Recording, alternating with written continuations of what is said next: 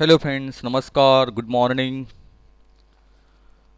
Welcome to new topic that is nothing but last topic number 4.4, last novel of our textbook, The Sign of Four. And let us start with the introductory part given about the writer or author Sir Arthur Ignatius Conan Doyle. Let us start with The Sign of Four. Sir Arthur Ignatius Conan Doyle, 22 May 1859 to 7 July 1930, was a British writer who created the character Sherlock Holmes. Originally a physician, in 1887 he published A Study in Scarlet, the first of four novels and more than 50 short stories about Holmes and Dr. Watson. The Sherlock Holmes stories are generally considered milestones in the field of crime fiction. Doyle was a prolific writer other than Holmes stories. His works include fantasy and science fiction stories about Professor Challenger and humorous stories about the Napoleonic soldier Brigadier Gerard, as well as plays, romances, poetry, non-fiction, and historical novels. One of Doyle's early short stories, J. Habakkuk Jepson's statement, helped to popularize the mystery of the Mary Celeste. The Sign of Four is the second novel of Arthur Conan Doyle in which Sherlock Holmes and Dr. Watson solve the mystery of the hidden treasure and murder. तर या पद्धतीने आपल्याला एक परिचय जो आहे लेखकाचा या ठिकाणी दिलेला आहे. इथे दिसतंय आपल्याला अतिशय करारी असं व्यक्तिमत्व ह्या फोटोत दिसतं आहे. अतिशय प्रसिद्ध असं हे व्यक्तिमत्व आहे. त्यांचं नाव आहे सर आर्थर इग्नॅशियस कॉनन डॉयल. तर वॉज अ ब्रिटिश रायटर. त्यांचा जो कालखंड आहे तो इथे दिलेला आहे. 1859 पासून तर 1930 पर्यंत त्यांचा कालखंड होता. Was a British writer. एक ब्रिटिश रायटर म्हणून ते अतिशय नावाजलेले होते. Who created the character Sherlock Holmes. आणि जर आपल्याला माहिती असेल तर संपूर्ण विश्वामध्ये त्या ठिकाणी हे पात्र जे आहे शेरलॉक होम्सचं पात्र हे अतिशय प्रसिद्ध आहे. आणि हा डिटेक्टिव्ह जो आहे शेरलॉक होम्स नावाचा हा अतिशय प्रसिद्ध केला आपल्या ह्या आर्थर कॉनन डॉयल यांनी. Originally a physician. मूळतः ते एक फिजिशियन होते, एक डॉक्टर होते. इन 1887 ही publish a study in scarlet. तर पहिल्यांदाच त्यांनी 1887मध्ये त्या ठिकाणी त्यांनी अ स्टडी इन स्कारलेट नावाचं त्या ठिकाणी the first of four novels and more than 50 short stories about Holmes and doctor Watson. तर त्यांनी एक संग्रह प्रकाशित केला अ स्टडी इन स्कारलेट नावाचा. स्कारलेटचा अर्थ होतो खरा रंग आहे हा, व्हायब्रंट रेड कलर असं त्या ठिकाणी म्हणतात. तर त्याचा अर्थ असाही होतो बिईंग इमोर्टल. तर एक अमरत्व प्राप्त झालेलं किंवा ऑर सिनफुल असा पण त्या ठिकाणी अर्थ आहे. तर स्कारलेटचा खरा अर्थ आहे त्या ठिकाणी रेड कलर पण त्या ठिकाणी घेतला जातो किंवा एक अमरत्व आहे किंवा एक पापी या अर्थाने. तर अ स्टडी इन स्कारलेट नावाचं असं हे एक जे पुस्तक आहे त्याच्यामध्ये 4 कादंबऱ्या आणि 50 लघुकथांचा संग्रह त्यांनी केला about Holmes and doctor Watson. The Sherlock Holmes stories are generally considered milestones in the field of crime fiction. तर आपल्याला माहिती असेल तर शेरलॉक होमच्या ह्या ज्या कथा आहेत त्या अतिशय एक माइलस्टोन्स आहेत. माइलस्टोन्सचा अर्थ आहे अगदी मैलाचा दगड आहेत. त्या अगदी नावाजलेल्या आहेत. एकदम त्यांना प्रसिद्धी जी आहे ती मिळालेली आहे in the field of crime fiction. आणि आपल्या ह्या क्राईम फिक्शन ज्याला आपण गुन्हेगारीविषयक कादंबऱ्या म्हणतो त्याच्यामध्ये ह्या कादंबऱ्या अतिशय नावाजलेल्या आहेत. Doyle was a prolific writer. आणि डॉयल जे आहेत ते अतिशय प्रॉलिफिक रायटर. प्रॉलिफिकचा अर्थ आहे क्रिएटिव्ह ज्याला म्हणतो आपण, एक सृजनशील म्हणून त्या ठिकाणी ज्याला आपण एक नवीन काहीतरी प्रॉडक्टिव्ह करायचं असे ते रायटर होते. Other than home stories his works include fantasy and science fiction. तर होम्सच्या ह्या डिटेक्टिव्ह गुप्तहेरांच्या कथांच्या व्यतिरिक्त त्यांनी अजून काही साहित्य त्या ठिकाणी प्रकाशित केलं होतं. हिज वर्क्स इन्क्लूड फॅन्टसीचा अर्थ होतो एक कल्पनारम्य ज्याला म्हणतो आपण, त्याला म्हणतात कल्पनारम्य विश्व त्याला म्हणतात फॅन्टसी. तर कल्पनारम्य विश्वात त्यांनी काही लिहिलेलं आहे. अँड सायन्स फिक्शन आणि काही विज्ञानविषयक कादंबऱ्या पण त्यांच्या त्या ठिकाणी त्यांनी प्रकाशित केलेल्या आहेत. Science fiction stories about professor challenger, तर ह्या कथा ज्या त्यांच्या होत्या त्या प्रोफेसर चॅलेंजरबद्दलच्या कथा त्यांच्या सायन्स फिक्शन होत्या. And humorous stories about the Napoleonic soldier Brigadier Gerard, तर तर काही विनोदी कथा पण त्यांनी त्या ठिकाणी प्रकाशित केलेल्या आहेत Napoleonic soldier brigadier जेरार्डबद्दल.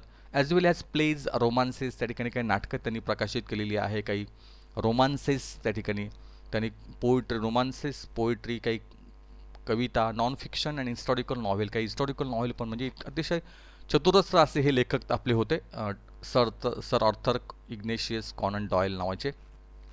One of Doyle's early short stories J Habakuk जेप्सन्स statement, तर त्यांची जी सुरुवातीची एक कथा आहे J Habakuk Jephson statement help to popularize the mystery of the Mary Celeste, तर त्यांनी ही जी कथा आहे ती मेरी सेलिस्टीची गूढ कथा म्हणून त्या ठिकाणी ती खूप अतिशय प्रसिद्ध झालेली होती.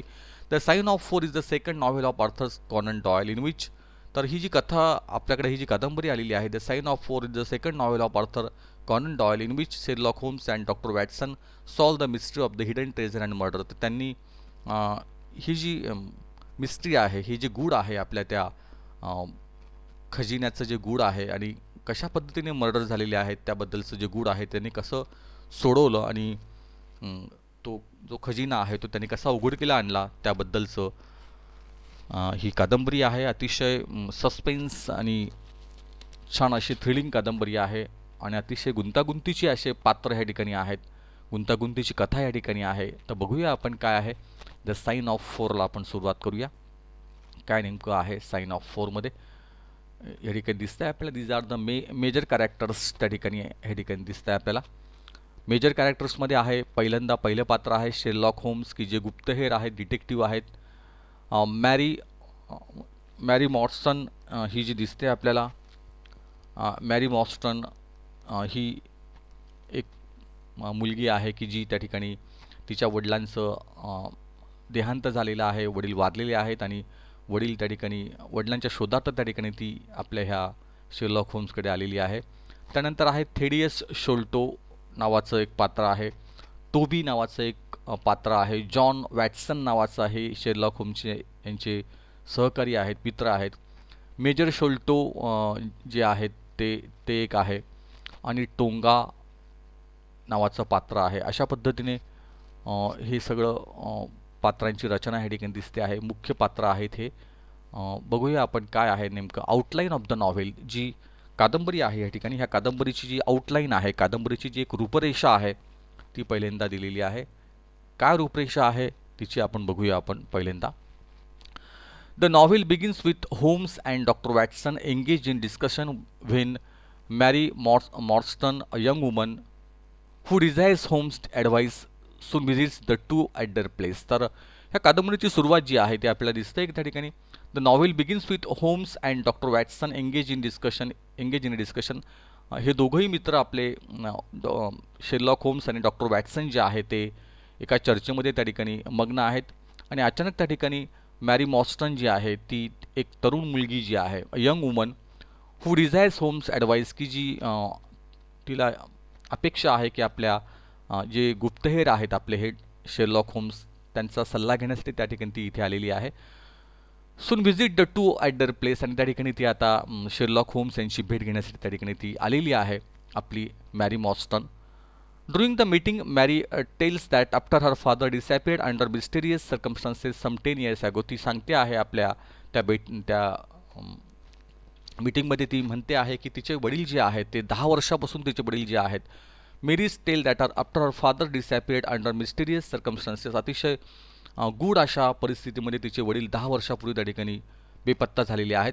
शी began receiving a large pearl in the mail on the same day of every year, आणि ज्या दिवशी वडील दिसेनासे झाले होते त्या प्रत्येक वर्षीच्या त्या दिवशी तिला एक पत्र येतं आहे. The mail on the same day of every year. She tells that she has received a letter instructing her to go with the accompaniment of 2 friends to Lyceum theatre, आणि तिला आत्ता एक पत्र आलेलं आहे just. She tells that she has received a letter instructing her to go. तर त्या पत्रात तिने तिला असं म्हटलेलं आहे की तिने ताबडतोब त्या ठिकाणी यावं with the accompaniment of 2 friends to Lyceum theatre. आणि तिच्यासोबत तिने 2 मित्रांना त्या आणावं आणि लायसम थिएटरला तिने यावं असं त्या पत्रात लिहिलेलं आहे. The letter gives a hint that some injustice has been done to her. आणि त्या पत्रात त्या ठिकाणी असं म्हटलेलं आहे की तिच्याबद्दल तिच्यावर एक अन्याय झालेला आहे. Holmes and Watson agree to accompany Mary. आणि त्या पत्रात म्हटलेलं आहे की ताबडतोब तिने एक लायसम थिएटरला भेटावं असं त्या पत्रकर्त्याने लिहिलेलं आहे. आणि तिच्यासोबत 2 मित्र तिने आणले तरी चालण्यासारखे असंही त्याने म्हटलेलं आहे. Holmes and Watson agree to accompany Mary. आणि या ठिकाणी हे दोघंही आपले शेरलॉक होम्स आणि वॅटसन जे आहेत हे दोघंही तिच्यासोबत टू अकंपनी म्हणजे तिच्यासोबत जायला ते तयार होतात मेरीसोबत. Soon Watson and Mary are attracted to one another. नंतर वॅटसन आणि मेरी हे एकमेकांच्या प्रेमामध्ये पण पडतात, एकमेकांकडे ते आकर्षित झालेले आहेत. When the three are heading to the Lyceum Theatre, Holmes, Watson and Mary they are whisked away in a darkened carriage to a strange house. आणि ज्या वेळेला हे तिघही त्या ठिकाणी आता आलेले आहेत लायसम थिएटरच्या त्या जागी आलेले आहेत. आणि अशा ह्या तिघांनाही त्या ठिकाणी Holmes, Watson and Mary they are whisk away in a darken carriage. Whisk अवेचा अर्थ आहे घेऊन जाणं, झटकन घेऊन जाणं. त्याला म्हणता move some away someone away rapidly. तर अतिशय घाईत घेऊन जाणे. तर त्यांना ताबडतोब त्या ठिकाणी ह्या तिघांनाही एका काळ्याकुट्ट्या अशा एका कॅरेजमध्ये त्या ठिकाणी अंधाऱ्या कॅरेजमध्ये त्या ठिकाणी एका विचित्र घरामध्ये त्यांना आता नेलं जातं आहे. ताबडतोब तिथून त्यांना नेलं जातं आहे. Within they find an eccentric gentleman. आणि त्यात त्यांना आता दिसतंय की त्या घरामध्ये दे फाइंड अन एक्सेंट्रिकचा अर्थ तो विचित्र, स्ट्रेंज, विलक्षण. एक विचित्र असा एक सदगृहस्थ त्यांना त्या ठिकाणी भेटतो. नेम थेडस शेल्टो. त्याचं नाव आहे थेडियस शेल्टो. तर थेडियस शेल्टो त्या ठिकाणी त्यांना भेटतो त्या घरामध्ये. He reveals that not only has Mary's father died but also she is partial heir to a great hidden treasure.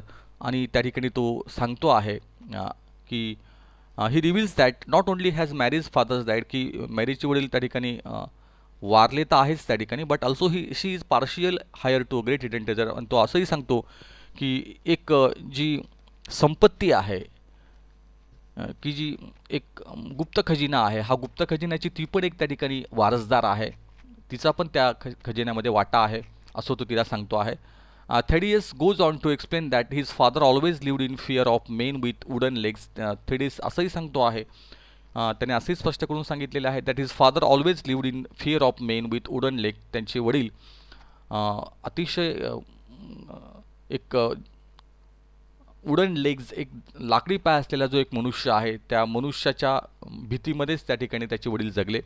And on occasion struck out at perfect strangers who were so handicap. And on occasion struck out at perfect strangers who were so handicap. आणि असा एक लाकडी पाय असलेला एक मनुष्य जो आहे, त्याच्या भीतीमुळेच त्या ठिकाणी ते वडील जे आहेत त्याचे ते गेलेले आहेत. की जो अनोळखी अशी व्यक्ती आहे, कोण नेमका आहे तो, ज्याचे पाय लाकडाचे आहेत, एक पाय लाकडाचा आहे. On his deathbed the elder Sholto reveal to his sons the existence of the treasure. आणि ज्या वेळेला त्याचे वडील त्या ठिकाणी मृत्यूशय्येवर होते, मरणपंथाला लागले होते, त्यावेळेला the elder Sholto reveal to his sons the existence of the treasure. त्यावेळेला त्या वडिलांनी आपल्या दोघंही मुलांना त्या ठिकाणी सांगितलं त्या खजिन्याबद्दल. But just before he could tell them where it was, the face of a bearded man appeared in the window. पण आता त्या खजिन्याबद्दल त्याची जी जागा आहे, तो खजिना कुठे लपवलेला आहे ते सांगतील त्याच वेळेला नेमकं the face of a bearded man appeared in the window. त्यावेळेला एक दाढीवाल्या माणसाचा चेहरा त्यांनी बघितला त्या खिडकीमध्ये. And the old man suffered a fatal heart attack. आणि तो चेहरा बघितल्यानंतर ताबडतोब त्या ठिकाणी त्या वडिलांना अटॅक आला आणि ते त्या अटॅकमध्ये ते मेले. The next morning a note was found affix to the body. दुसऱ्या दिवशी सकाळी त्या वडिलांच्या शरीरावर एक चिठ्ठी त्या ठिकाणी सापडली. इट रीड, त्या चिठ्ठीवर त्या ठिकाणी होतं साइन ऑफ 4. तर 4 लोकांची नावं त्या चिठ्ठीमध्ये होते. Thaddeus proceeds to explain that after searching for years for the treasure, his brother Bartholomew discovered it in a hidden attack in the family house. तर खूप वर्ष त्यांनी तपास केला त्या खजिन्याचा. Thaddeus proceeds to explain that after searching for years for the treasure, त्यांनी त्या संपत्तीचा खूप वर्ष तपास केला आणि अचानक त्याचा जो लहान भाऊ आहे थेडसचा, बार्थलोम्यू जो आहे, Bartholomew brother discovered it in a hidden attic in the family house. तर अचानक त्या ठिकाणी त्यांच्याच घरामध्ये तो खजिना जो आहे तो लपवलेला त्यांना दिसला. On his death bed the brothers father made them swear they would share the treasure with Mary Morstan. आणि हा जो खजिना आहे मृत्यूशयाला त्या ठिकाणी जेव्हा ते वडील होते त्यांचे दोघांचे, त्यावेळेला त्यांनी वचन घेतलेलं आहे आपल्या मुलांकडनं की तुम्ही ह्या खजिन्यामध्ये त्या ठिकाणी मेरी मॉर्सन जी आहे तिला पण त्या ठिकाणी वाटेकरी करावं. Who has some unknown claim in the fortune, की जी एक जिचा त्या खजिन्यामध्ये वाटा आहे असं त्यांनी त्या मुलांना थेडसला आणि आपल्या बार्थलोम्यूला सांगितलेलं आहे की तुम्ही ह्या खजिन्यात तिला पण सामावून घ्या. थेडस कन्क्लूड्स by entreating the three to accompany him to the family estate where they will divide up the fortune. Thaddeus concludes by entreating the three to accompany him to the family estate. आता थॅडस विनंती करतो आहे ह्या तिघांनाही तुम्ही त्या ठिकाणी आमच्या मूळ घरी यावे, where they will divide up the fortune, की त्या ठिकाणी आपण आपल्या त्या संपत्तीचा जो वाटा आहे तो 3 हिस्स्यामध्ये आपण करू असं त्या ठिकाणी सांगतोय. इथे आपण थांबूया आणि पुढच्या एबीकडे आपण जाऊ.